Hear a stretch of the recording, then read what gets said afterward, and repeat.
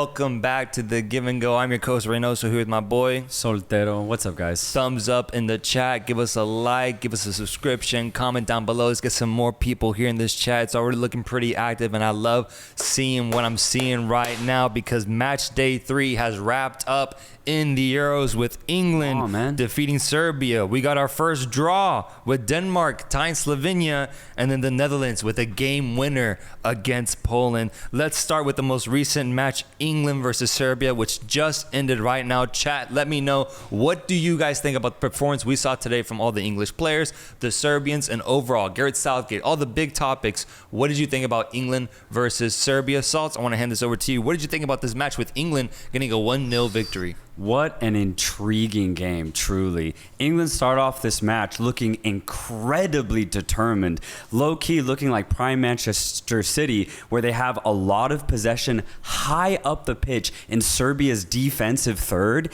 and just applying pressure, slowly squeezing the life out of Serbia. And it looked like within that first 10-20 minutes, England were going to get a goal. They were absolutely suffocating Serbia's back line, and it came in the 13th minute. A ball getting propped up from across from Bukayo Saka, and it finds, guess who? La Liga Player of the Year, Jude Bellingham. 1-0 bedlam for England. Bedlam, bro. Bellingham just once doing the mouthing signals, he's celebrating, really talking his shit, and Saka getting the ball through with Pavlovic deflecting it on its way there. But I wrote down, dude, Serbia couldn't get on the ball for more than 20 seconds until 17 minutes into the match. That's how suffocating this English squad was for those first 20 minutes. What happened afterwards? Dude, and that's what makes this game so interesting is after going up 1-0, Serbia slowly got more and more into the game. And we saw that as the first half went on. Serbia started to have a lot more possession. There was a time like in 8 minutes in, it was 90% possession to England, but slowly Serbia started to chip at that. And we saw Serbia slowly just basically pushed the English back, and it was so bizarre because the way that England started was incredible. I was expecting something similar to Germany's opener where England were going to get a second, maybe low-key a third before half, but no, Serbia responded ever so well. And then even when the second half started, Serbia looked even better. They came out harder. They really amped up the intensity. They were winning every single midfield battle, and honestly, you could say Serbia had the better second half. I think they did. That's why I'm so confused as to, should we be harsh on England or should we be praising Serbia? Should we be doing both? Because I think Serbia should have gotten a goal in this match, man. I think they should have gotten a goal if they were just a little bit more clinical. If Jovic had a better touch, my goodness, he completely blew a beautiful pass from Dusan Tadic, I believe, in the box. Couldn't get a touch in. Mitrovic pissed as he gets subbed off in the game. Offensively, they looked a little questionable with that final product, but the way they were building, the way they were possessing the ball in the second half, I think said a lot about the Serbian team. Kind of reminiscent of what I was hoping to see from them at the 2022 FIFA World Cup, man, but we never really got to see that. England, on the other hand, bunkering in at one point and playing Burnley ball, bro. Dude, but actually, yes, I want to double down on that point. This is the Serbia I was hoping to see a year and a half ago. They looked great today. The intensity was fantastic, and it was very clear from the get-go that the Serbian midfielders were instructed to leave a body on every single English player that they could come into contact with. There was a lot of strategic fouls, but it was a little dirty from the Serbians, but I love it. Like, if you can get away with it, the ref's not going to pull out the yellow card, then keep fouling. Do not let the English midfield get into rhythm. So I really give Serbia credit there because they won that midfield battle. Where I just have to give Serbia a little bit of discredit, though, is they just couldn't craft the ultimate chance. There was nothing truly concrete, even though they had a lot more possession in that second half. For me, I think their best chance was actually in the first half when Trent Alexander-Arnold lost the ball in midfield, ended up going to Vlahovic, but he kind of wasted that opportunity. The other rest of the chances for Serbia for the rest of the game would just honestly half chances, nothing concrete. So ultimately, the English backline did keep Serbia at bay pretty well. That is a positive I can give England, but a few concerns for England for sure. And I think specifically, it's that defensive midfield. There's almost no coverage. They lost every single battle in the midfield, and because of that, the front three could not get on the ball. Foden, Saka, and Kane barely touched the ball. And obviously Saka and Foden got a little bit more of it, but you want them to be on the ball pretty much every time England have it, and that just didn't happen because Serbia wouldn't let it. Yeah, Foden looked a little weird to me, man. Like I'm not used to seeing Foden this off as he was today. He really couldn't get that confidence level going for himself. Center back wise, I thought Mark Gahey was good, starting alongside John Stones, because they did see a lot of pressure from the Serbian offense. But what makes this performance so much more confusing is they got a clean sheet.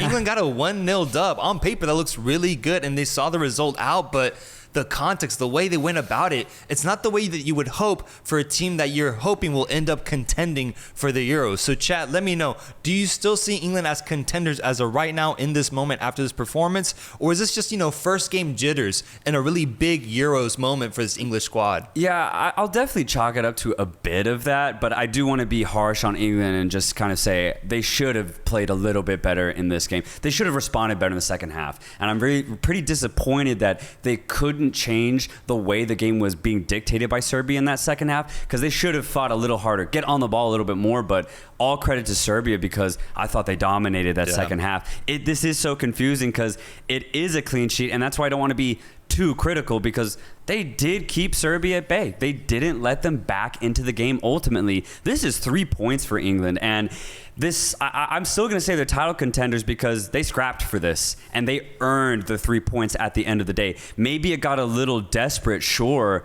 but they still pulled it off. So I think this is a really crucial win for England. They'll go back to the drawing board after this game, look at where the weak points are. I think a more defensive midfielder has to start in the next game. Trent Alexander-Arnold, I don't think he was terrible today, but I would rather see Kobbie Mainoo in that position. Yeah. He's just more physical. He'll cover a lot more ground. And sure, maybe he's not as offensive as Alexander-Arnold off the pass, but I'd rather him there for the defensive purposes going forward. I like that take. Daniel Corona, let's look at some of these chats. Daniel Corona says 6.5 out of 10 English performance. They arguably have the most talented team in the tournament. Where was Palmer? Palmer didn't get any minutes in this game. That is weird, yeah. Late subs by Southgate, missing opportunities, parking the bus against Serbia. Come on, dude. Expressing some frustration there. I agree. I think a midfielder should have come on by the 55th or 60th minute. It took till the 70th minute for that to happen. Bowen came on pretty late too. I think he should have come on earlier. And why not play Palmer? If you're clearly not having success by getting on the ball, get a guy who's really good at getting on the ball. But I understand. I think ultimately Southgate did elect to park the bus at the end of the game. It worked though, so they almost got a second. Harry Kane almost had a second on Rajkovic, Mallorca's goalkeeper, by the way. Hey, he almost had it, man. It's a little off topic, but it is a super chat, so I'll read it. Angel Bautista says, if Mexico make it further than the USA in the Copa America, will Soltero write a 2-page apology letter saying they are still second best?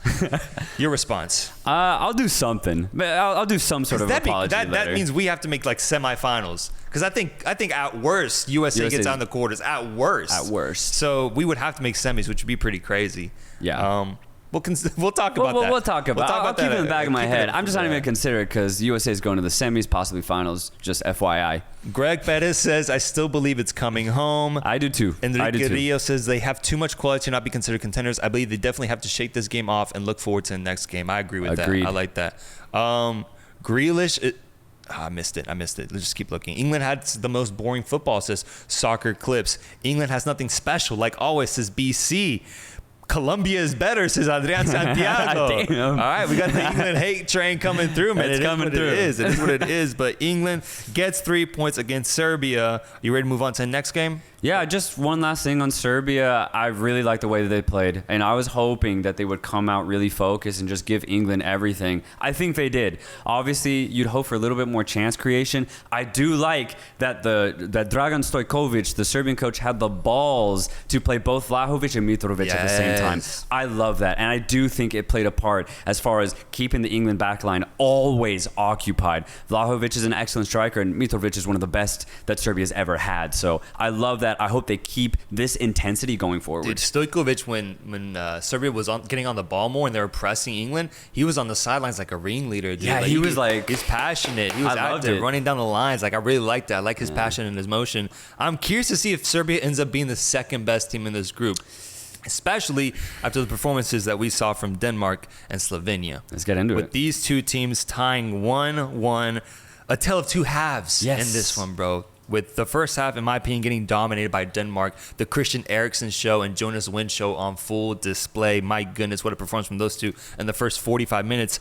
But then the second half, Slovenia, I think, started to impose themselves and play really good team football, ultimately resulting in a goal to tie this match and end it 1-1 in the first draw of the Euros tournament. Chat, let me know, what did you think about this Denmark-Slovenia game, which ultimately I think ended up surprising in the entertainment aspect, because I didn't see this as like a really entertaining matchup on paper, but watching the game, it was pretty back and forth, and overall I pretty much enjoyed this whole game. Dude, same. The first half was a bit concerning from a Slovenian perspective, because I do agree Denmark dominated it. They actually looked very comfortable going into the first half. What a goal from Christian Eriksen. Took it so well. And the flick from Jonas Wind, a beautiful moment where the Slovenian defense actually kind of switched off because it was from a throw-in. A little concerning there. But the second half completely flipped this game around, because Slovenia said, no. We came here to play. This is our first Euros in 24 years. Let's make the most out of it. And my God, bro, they went honestly completely off. Denmark were on their heels for a good 30 minutes in this second half. Sporard had 5 chances, bro. They said he's a mix of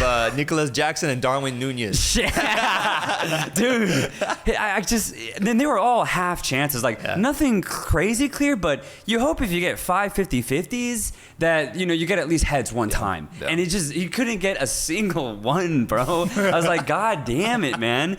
But Benjamin Šeško, I think, really showed the potential threat that he has in front of goal. He almost scored 2 screamers today. Has bad intentions. Bad He's intentions. a bad man. The things he's trying to do out on that pitch, bro, the way he strikes that ball, oh my God. This man is going to get a Puskas nominee goal by the end of the tournament if one of those hits the back of the net. Dude, absolutely. And it was the one in the second half that hit the post, eventually led to the corner kick, where Slovenia got the equalizer off of a really brilliantly ambitious volley from outside of the box. Obviously a major deflection, but he still hit it very, very well. That deflection put the ass in assist, bro. Deflecting it with this fucking ass and into the back of the net, man. Peter Schmeichel completely in disarray with no ability to get the ball, and we're tied 1-1, but I think it was deserved, bro, because the way they were imposing themselves, the chances that they had, even Sesko's first chance that was almost on goal, it was like 30 seconds later. That's when Christian Eriksen scored. Like, it could have flipped the game. I think Slovenia deserved it, and it was beautiful to see the scenes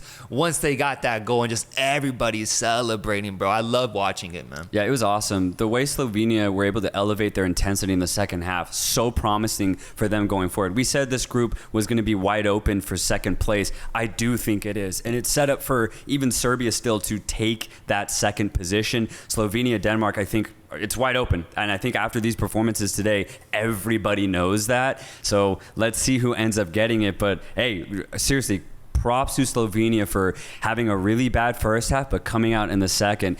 What's really interesting for Slovenia is they really don't have a width. They don't have wingers that can take on anybody one-on-one, but they make up for it with good central midfield play. And then the 2 strikers, Sporard and Šeško, are so active, and they're trigger happy. So I think it makes up for the lack of width that Slovenia just don't have. But they're fun to watch regardless. I think they showed why they're here. Yeah. They're such a good team, man. Such a cohesive unit. It's why I put them in 3rd place in my predictions and not 4th, because I do think that team aspect will ultimately prevail for them, bro. So I'm excited to see. I agree. It's wide open for 2nd place as much as it is wide open for 4th place as well. Yeah. Dude. Like, this could go either way for any of these 3 remaining teams in this group. But let's look at some of the chats and see what people are saying. BC says, tough time for Slovenia in basketball and football. Probably referencing Luka Doncic right there. It's not over for the Mavs. It's not over for the Mavs. It's not over for Slovenia. Hold up. Biggest disappointment in the Euro so far. We'll have to think about that one. Let's see any other Slovenia. Oh, here we go. Fedora Man Sports says Denmark was 9 out of 10 in the first half and had a 7 out of 10 performance in the second. Worse, but not bad by any means. Because ultimately they do end up just getting a draw out of this. They didn't end up losing. Yeah, they didn't. And I think it's more so that Slovenia really amped it up in the second half. Not that Denmark were just absolutely poor. I agree with that statement. Yeah. Denmark ends up tying Slovenia. And yes, we had a good game there. Let's go to the last game of the day. The Dutch, Netherlands facing off against Poland. Polski, a team that Hey, man. They low key, this is the best I've ever seen Poland in like 8 years. Yes, sir. And it happened with no Leva, who was benched because of injury. Yes, going through injury, and I believe it was Bukska who ends up getting the start for him and ends up getting the goal in this match for Poland. 15 minutes into the game, I can't remember how long into the game it was, getting the goal off of a corner kick on this Dutch defense that you have previewed always leaks at least one goal in their matches. And the fact that it happened against this Polish side, I think ultimately cements that theory. They concede, and luckily they bounce back with the Cody Gakpo deflected goal. And then finally, the one and only, the Dutchman, Weghorst, saving this team just the same way he did in the 2022 FIFA World Cup to get the game winner and win 2-1. Chat, what did you guys think about this game? Netherlands versus Poland. Did you think Poland was going to pull it off? Were you impressed with Poland? And ultimately, thoughts on Weghorst getting a game winner here. What was your reaction to seeing the scoreline and how it happened? Yeah, the Netherlands is a team that is what you see is what you get to a T. They played all of their cards tonight, and this is how they're going to play for the rest of the tournament. The good is really, really good. They're able to craft a lot of chances. They're very creative going forward. I mean, let's look at what they were able to generate in that first half. A snapshot from Tiani Reinders that could have gone in the back of the net. Virgil van Dijk had a volley that unfortunately just couldn't get underneath the bar.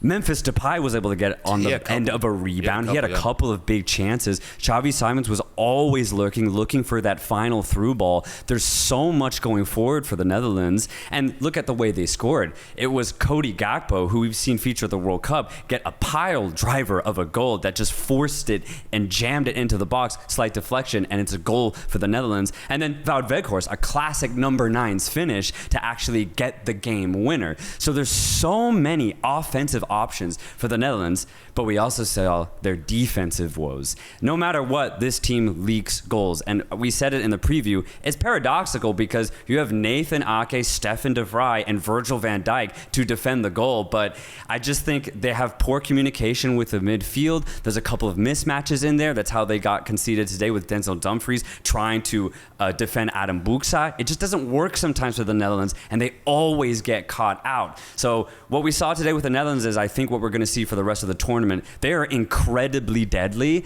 but they're also vulnerable at the back.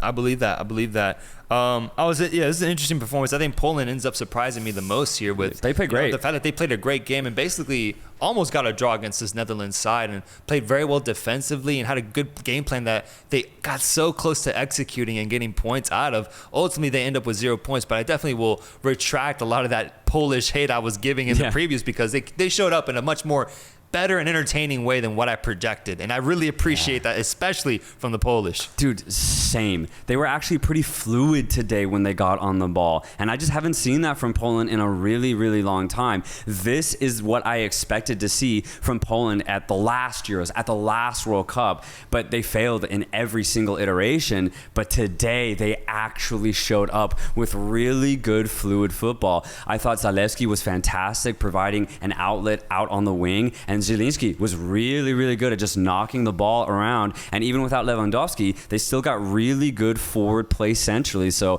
I thought Poland covered all of the bases. They almost got an equalizer at the end of the game. They could have gotten a draw out of this, and it would have been deserved. Ultimately, I do think the Netherlands were better today. So I think the victory for the Dutch is very fair. But I'm actually very impressed and proud with the way that Poland played today, considering their form going into the tournament.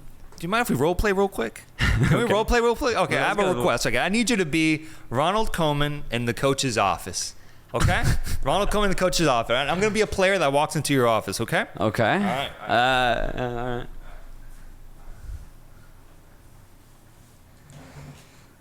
Hey, coach, how you doing? How we doing? My name's Jeremy Frimpong. Just curious to know what's it going to take for me to get some minutes, man? Basically went undefeated in world football, one of the best wingers out there, one of the best fullbacks in the game. What's it going to take, coach?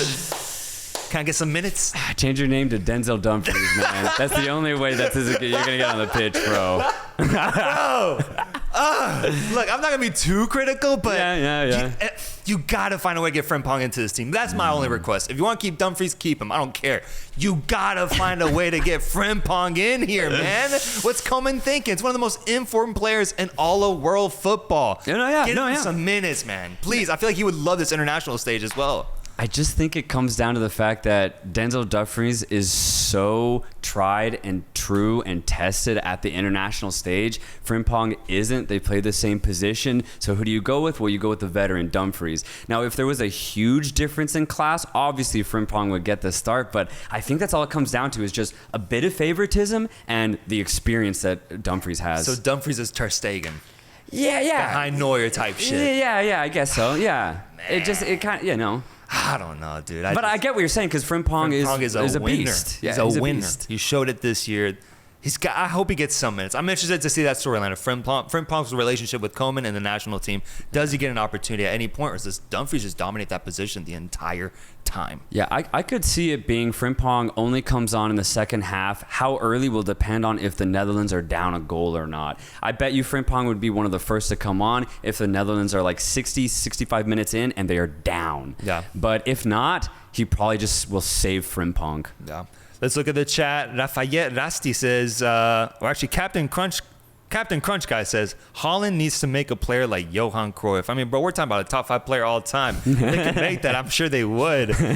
Ian Matson really getting 0 minutes in this tournament. I was so surprised when he didn't get called up. I really was, because he was fantastic for Dortmund and was key from that left back position going forward for Dortmund in the Champions League. So for him to not get the call up, I was like, damn, that's a little cold, but it's kind of the same thing. Who plays in that position? It's either Nathan Ake, who's, was with Manchester City, or the veteran Daley Blind. Yeah. It's so hard for a 20-year-old Matson to get in the team. Yeah, that's these Borussia Dortmund Champions League finalists aren't getting any minutes at the Euros. Crazy. Hummels, no Bronze.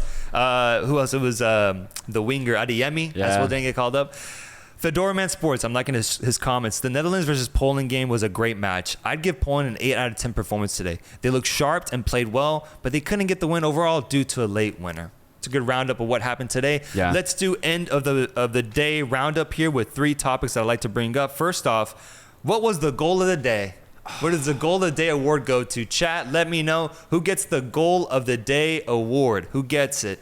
Is it a Weghorst game winner? Is it a deflected goal? Is it Jude Bellingham's winner? Not as many good nominees today as there were yesterday. Absolutely, yeah. The goals were, just a bit more stale today, but the moments I think were just as big as yesterday. I think a good nomination would be Bellingham's goal, just because it was so hype. It was so early in the game, and everyone wanted to see England get on the board. There was a lot of pressure, so I could probably give it to Bellingham. And then an honorable mention, Slovenia's equalizer. I just thought it was massive, and you could kind of see it coming. And the fact that they got it in their first Euro games in 24 years was immense. I think I got to go Eriksson. That technique. The technique. Yeah, the technique was really high on that goal. World-class ability there from Jonas Wind, passing it to Eriksson. And Eriksson's finish, that's vintage prime Eriksson right there. He gets the goal of the day award for me. And it looks like the chat is going Eriksson on this one. We got a lot of Eriksson love here. And then a shout for the Slovenian equalizer as well for the scenes and emotions that followed it. I love it, guys. I love it. Yeah. All right, next question. All right, chat, get ready. Next question,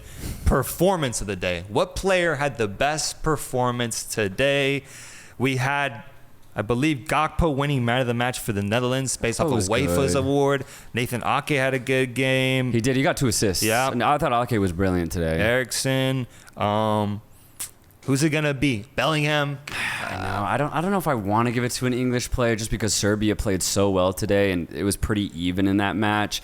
Honestly, I think Ake, just because 2 massive assists, it was really important for the Netherlands to get on the board, especially knowing that they have France and Austria awaiting them. So this was actually a massive win for the Dutch, and I think it was necessary that Ake play the way that he did. I'm going to go Nathan Ake, best player of the day. Let me go with an English player, and I'll just go with Bellingham. He looked so active today. He was everywhere, bro. Yeah. Even emotionally, he got into it with, who was it? It was Kostic. Yeah, that was fun. I like that he was really into the match. He went off with applause as he got subbed off, scored the winner for England. I'm going to go Bellingham on this one, but it seems like today there's a lot of options. But even Sesko getting some shouts for his activity and energy. Hell yeah. Ake or Jude.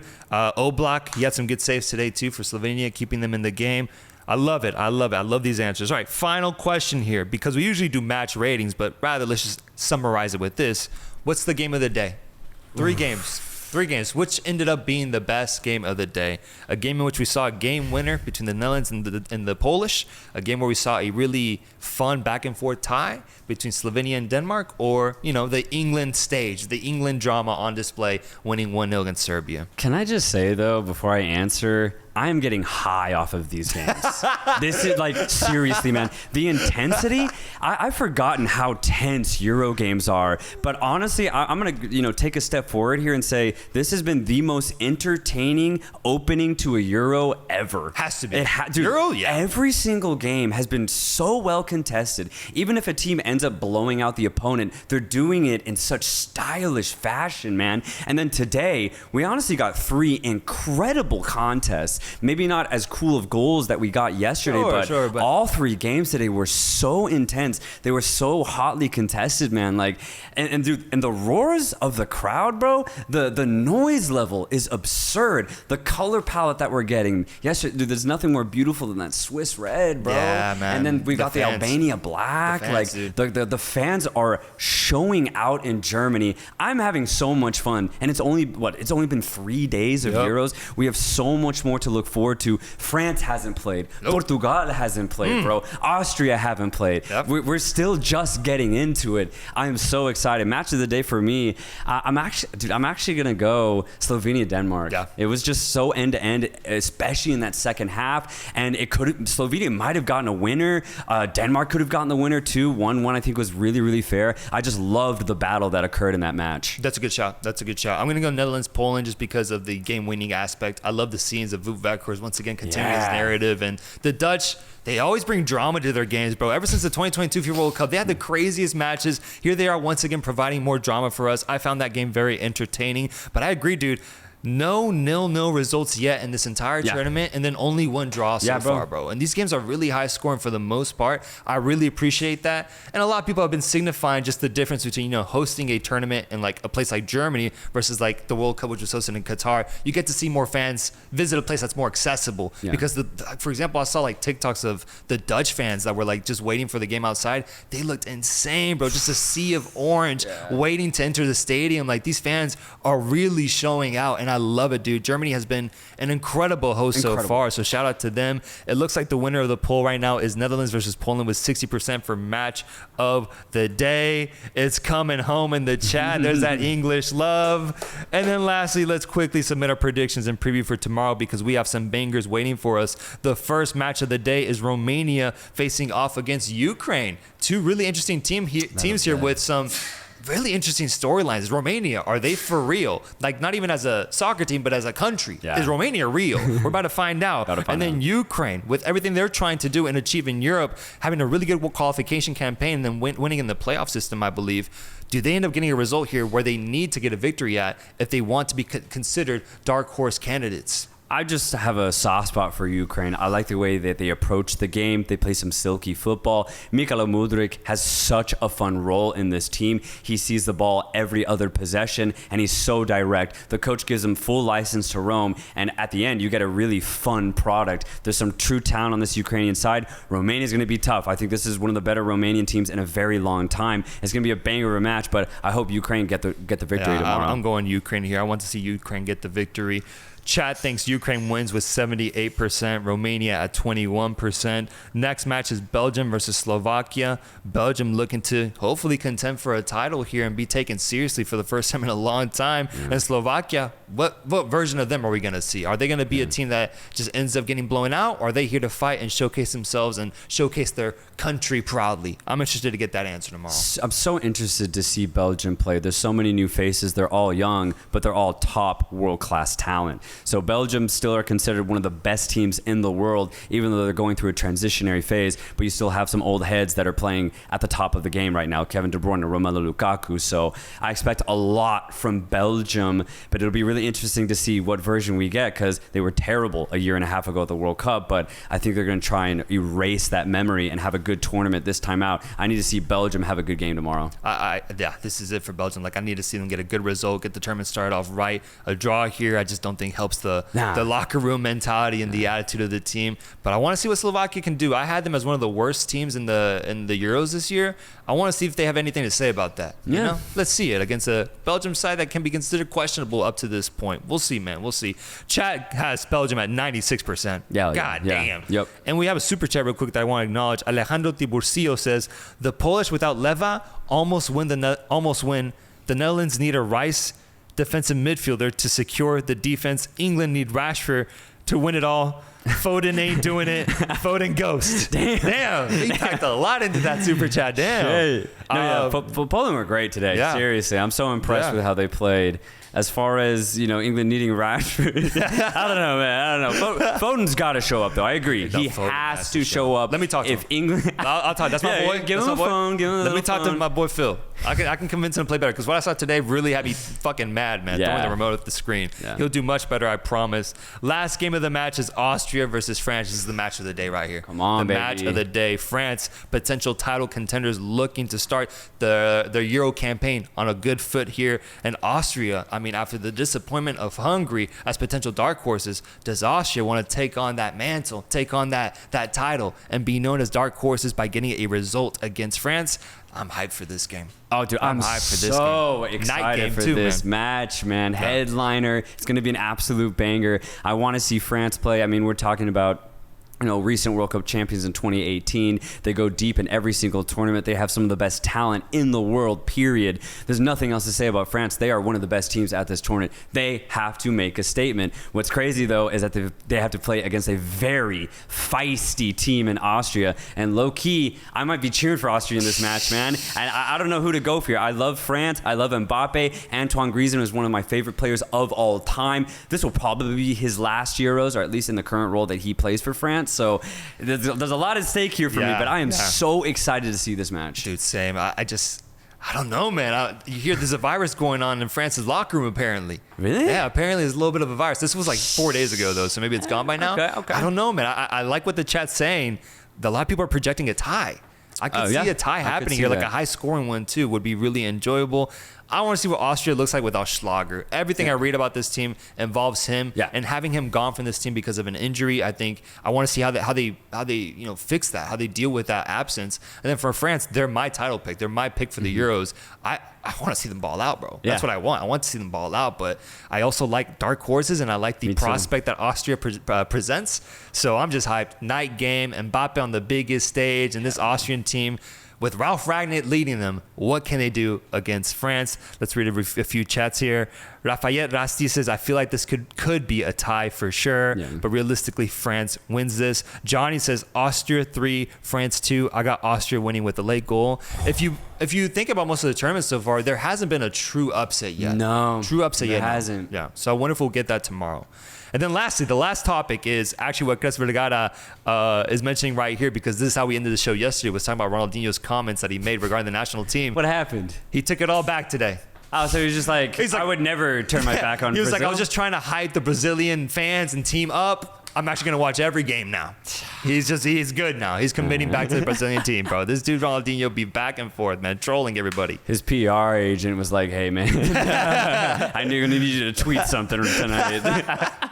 And he did, dude. He did. So that's how that saga ends regarding Brazil and the Copa America. But the Copa America is right around the corner. Guys, thank you so much for joining us once again. We'll be back tomorrow for a major stream regarding the matches that we just previewed. Thank you so much for watching. Give us a thumbs up on your way out. And remember, we have Copa America live streams coming up as well on Thursday. I think it starts Thursday. And then this week, we will start doing watch-alongs too back in our studio. So look forward to that. And join us to watch these games that are happening in the Euros, as well as OFC Nations Cup. Can't forget that.